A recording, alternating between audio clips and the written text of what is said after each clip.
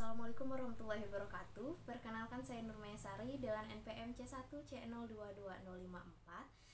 Pada video kali ini saya akan membahas materi tentang imbalan kerja. Nah, perlakuan akuntansi atas imbalan kerja ini diatur dalam PSAK 24 revisi tahun 2013, di mana imbalan kerja ini berlaku untuk pemberian kerja mencakup imbalan kerja jangka pendek seperti gaji, bonus, cuti berimbalan, dan imbalan jangka panjang lainnya seperti cuti berimbalan jangka panjang, imbalan cacat permanen. Kita mulai dari imbalan kerja yang akan diterima karyawan pada umumnya yang bersifat jangka pendek.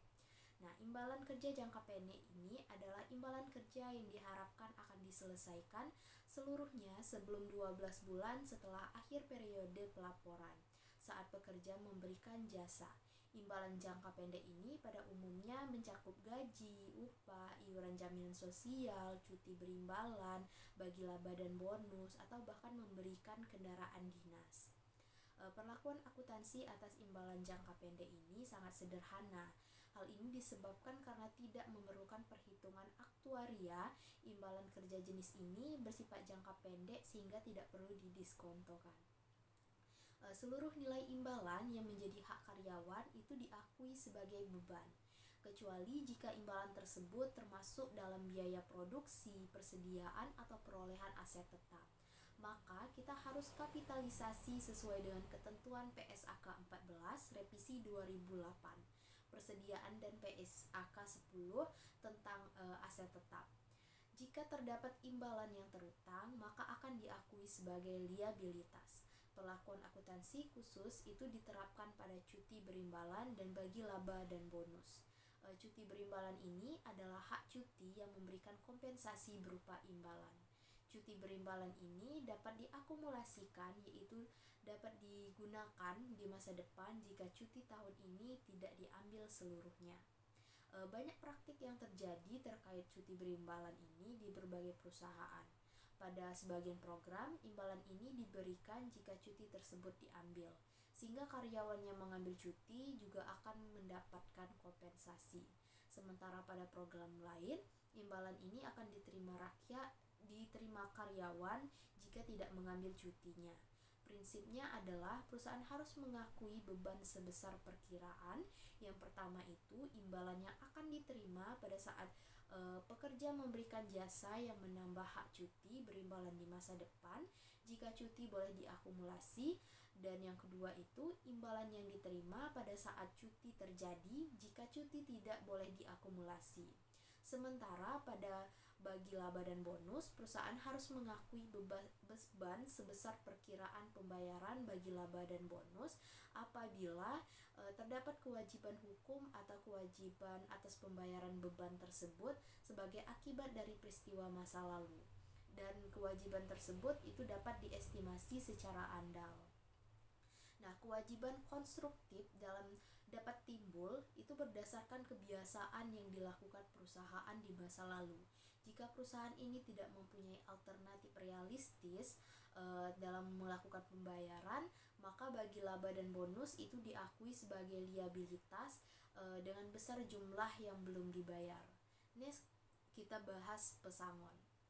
Nah, perusahaan itu diwajibkan membayar utang pesangon dan uang penghargaan masa kerja dan uang penggantian hak bagi karyawan.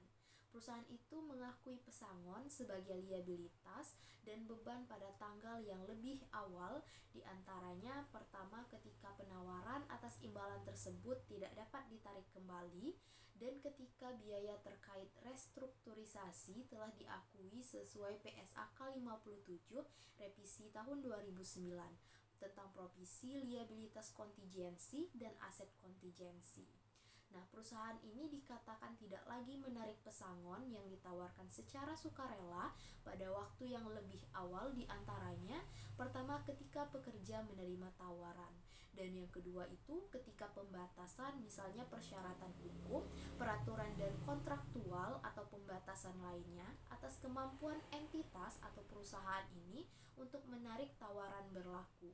Nah, jika pesangon terutang sebagai akibat dari keputusan perusahaan, maka perusahaan tidak dapat lagi menarik tawaran ketika perusahaan ini telah mengkomunikasikan kepada pekerja yang terkena dampak pemecatan ini.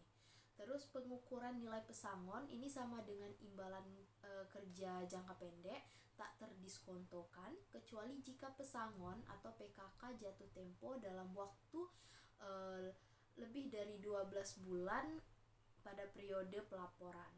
Maka diterapkan sebagai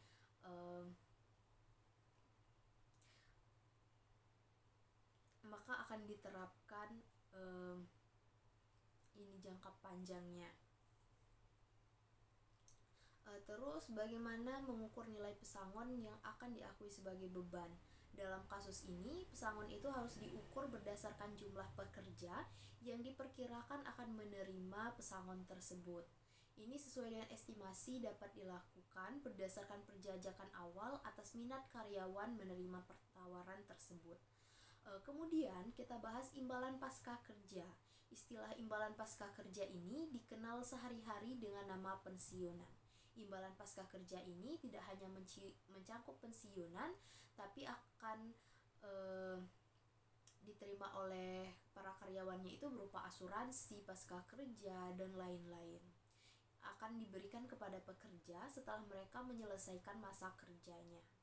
Nah, berdasarkan Undang-Undang Nomor 11 Tahun 1992 tentang dana pensiun, program imbalan pasca kerja harus dikelola oleh entitas terpisah yang disebut dengan dana pensiun.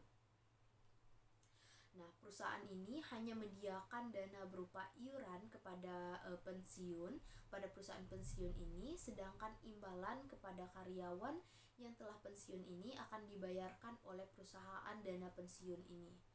Selain asas memisahkan kekayaan perusahaan dan dana pensiun, Undang-Undang Nomor 11 Tahun 1992 ini juga berlandaskan pada asas pendanaan, di mana istilah ini dikenal sebagai program yang didanai atau funded, di mana perusahaan tidak diperkenalkan untuk membentuk cadangan dalam lembaga dana pensiun.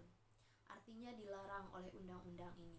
Program pasca kerja ini terdiri atas dua jenis, bergantung pada karakteristiknya, yaitu sebagai berikut. Yang pertama itu ada program iuran pasti, yaitu pemberi kerja membayar iuran sebesar jumlah yang sudah ditetapkan kepada dana pensiun. Nah, setelah ditetapkan oleh dana pensiun, maka segitulah yang akan diberikan oleh perusahaan dana pensiun. Yang kedua itu program imbalan pasti, yaitu pemberi kerja wajib itu membayar sesuai dengan imbalan yang telah disepakati akan diterima pekerja pada saat mereka melakukan kontrak kerja. Nah, dana atas program imbalan pasca kerja ini haruslah dikelola secara terpisah dari kekayaan perusahaan. Entitas dana pensiun ini dapat dibagi menjadi dua, yaitu yang pertama itu dana pensiun pemberi kerja atau DPPK, yaitu dana pensiun yang didirikan oleh pemberi kerja untuk menyelenggarakan program imbalan pasti atau program iuran pasti. Terus peserta pada DPPK ini umumnya hanya karyawan pada perusahaan pendiri atau mitra pendiri. Jadi tidak ada perusahaan lain yang bisa join pada pengelola dana pensiun ini. Kedua itu ada dana pensiun lembaga keuangan atau DPLK. Dana pensiun ini dibentuk oleh bank atau perusahaan asuransi jiwa untuk menyelenggarakan program pensiun iuran pasti bagi perusahaan. Nah, orang yang bisa ikut ini bisa karyawan maupun pekerja mandiri, peserta pada DPLK ini sendiri, ataupun perorangan yang ingin ikut diperbolehkan. Kemudian kita bahas keimbalan kerja jangka panjang lainnya, yaitu selain imbalan pasca kerja atau pesangon yang tadi,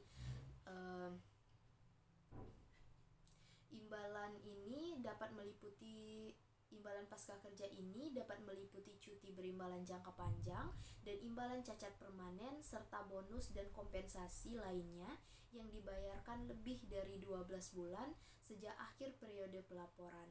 Nah, perlakuan akuntansi untuk imbalan jangka panjang lainnya, perusahaan itu menghitung total neto dari jumlah berikut. Yang pertama, jumlah dari biaya jasa. Yang kedua itu biaya bunga neto atas liabilitas imbalan pasti neto. Dan yang ketiga itu pengukuran kembali atas liabilitas imbalan pasti neto. Nah, pada imbalan pasca kerja, program iuran pasti definisi PSAK 24 revisi tahun 2010 ini menyatakan bahwa program iuran pasti adalah suatu program imbalan pasca kerja di mana pemberi kerja ini membayar iuran sebesar jumlah yang sudah ditetapkan kepada dana pensiun. Namun, jumlah imbalan yang akan dibayarkan tidak ditentukan karena tergantung dari ketersediaan aset program. Nah, pada program ini, pemberi kerja tidak memiliki kewajiban hukum atau kewajiban konstruktif untuk membayar iuran lebih lanjut jika dana pensiun tidak memiliki aset dana yang cukup untuk membayar seluruh imbalan kerja terkait dengan jasa yang diberikan oleh pekerja pada periode berjalan ataupun periode sebelumnya. Nah, imbalan pasca kerja akuntansi pada program iuran pasti atau pemberi pekerja ini disebut perusahaan ini akan membayar iuran atas periode biasanya bulanan ketika pekerja telah memberikan jasanya kepada perusahaan. Seluruh iuran yang jatuh tempo untuk bulan tersebut dicatat sebagai beban kecuali jika dapat dicatat sebagai perorangan, aset atau persediaan atau aset tetap sesuai dengan ketentuan PSAK 14 revisi tahun 2008 dan 2011.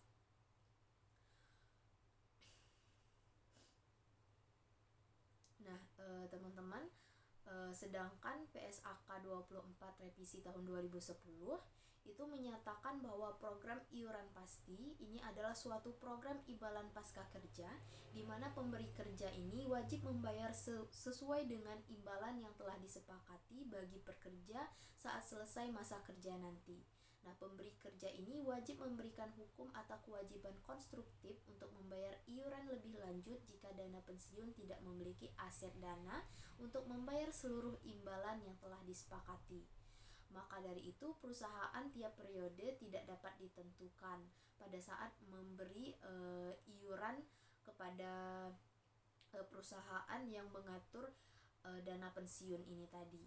Nah, imbalan tersebut itu dapat dibayarkan sekaligus atau lump sum atau secara bertahap bulanan. Kewajiban imbalan ini pasti dihitung menggunakan asumsi aktuaria karena banyaknya faktor internal dan eksternal perusahaan yang mempengaruhi nilai kewajiban imbalan pasti sehingga memerlukan asumsi yang lebih akurat. Nah, asumsi demografis diantaranya tingkat mortalitas, tingkat perputaran pasca kerja, dan tingkat pensiunan dini. Sehingga asumsi keuangan ini asumsi yang bisa digunakan oleh perusahaan jika tempat mereka menitipkan dana pensiun ini mengalami kolab. Nah, program imbalan pasti untuk memenuhi kewajiban tersebut, perusahaan menyisihkan dana yang dibayarkan melalui iuran secara periodik kepada dana pensiun. Dana tersebut itu diakumulasikan dan diinvestasikan sebagai aset program. Nah, program imbalan pasti ini akan menyisihkan dana untuk pembayaran imbalan disebut dengan funded. Jika sebaiknya dalam pengelolaan investasi atas program juga dapat ketidakpastian terkait hasil investasi. Hal ini juga dapat menimbulkan perbedaan antara imbalan hasil yang diharapkan dengan imbalan hasil aktual.